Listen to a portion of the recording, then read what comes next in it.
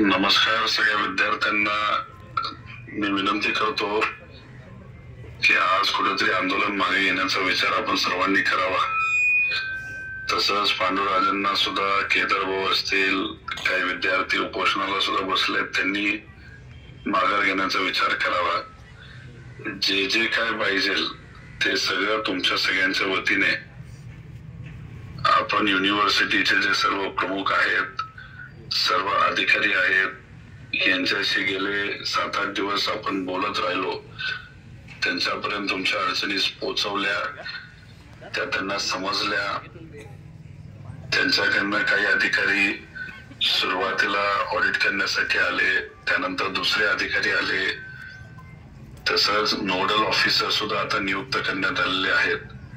आपल्या सर्वांसाठी पेपर, परीक्षा, प्रॅक्टिकल हे जास्त महत्वाचं आहे। ही जी व्यक्ती आहे त्यांच्यावर कारवाई तर आपल्याला करायची, त्यासाठी आपण ताकद लावतच आहोत।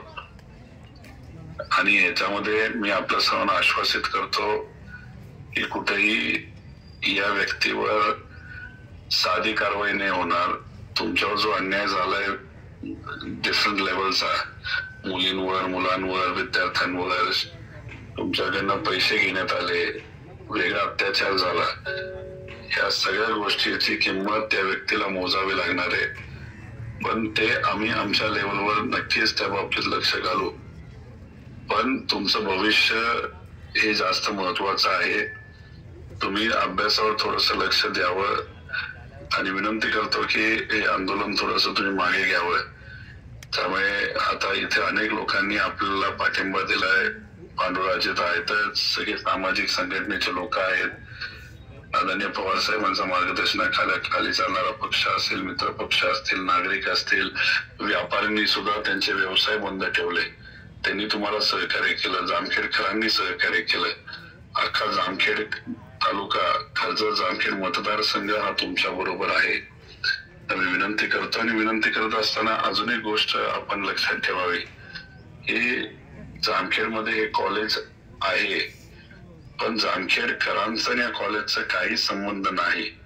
त्यामुळे कृपा करून तुम्ही महाराष्ट्राच्या कानाकोपऱ्यातून आला आहात, इथली जनता तुमच्या बरोबर आहे। त्यामुळे एका कॉलेजमुळे जामखेडचं नाव जर तुमच्या मनामध्ये कुठल्या तरी कानाकोपऱ्यामध्ये खराब झालं असेल तर जामखेडची ती जबाबदारी नाही, जामखेड त्यासाठी जबाबदार नाही, एक फक्त व्यावसायिक व्यक्ती त्यासाठी जबाबदार आहे। त्याचं काय करायचं हे आम्ही बघूच, आम्ही कोणालाही सोडणार नाही। कारण का सामान्य मुला मुलींवर जर कोणी अन्याय केला असेल तर त्या मुला मुलींच्या बाजूने आम्ही सर्वजण आहोत। त्यामुळे आपण पुढच्या भावी आयुष्यात जाताना जामखेड बद्दल चांगल्याच आठवणी मनामध्ये ठेवावा अशी विनंती करतो लोकप्रतिनिधी म्हणून। आणि सर्वांनाच विनंती करतो की हे आंदोलन मागे घ्यावं। आम्ही तुमची जबाबदारी घेत आहोत, नोडल ऑफिसर घेत आहेत, युनिव्हर्सिटीचे सर्व अधिकारी घेत आहेत, शेवटपर्यंत पाठपुरावा करेल। हे कॉलेज चालू होऊन देणार नाही, तुमच्यासाठी लढणार, लढत राहणार।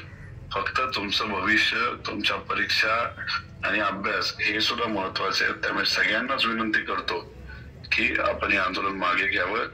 आज VC वर सुद्धा VC मॅडम आले असतील, व्हिडिओ कॉन्फरन्सिंग वर तेही तुमच्याशी संवाद साधला असेल।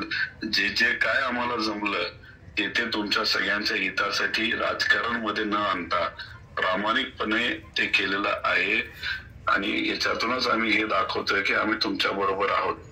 त्यामुळे आपण कृपा करून, उद्याचं भविष्य हे तुमचं आहे, तुम्ही भविष्य आहात या राज्याचं, त्यामुळे अभ्यासात लक्ष घाला। आम्ही बाकी फॉर्मॅलिटी सगळ्या ज्या ज्या काय आहेत त्या करू, आणि तुमच्या सगळ्यांची या परीक्षेची आणि पुढची जबाबदारी अधिकाऱ्यांबरोबर आम्ही सुद्धा घेतो, एवढंच इथं सांगतो। आणि कृपा करून आंदोलन हे मागे घ्यावं ही विनंती करतो।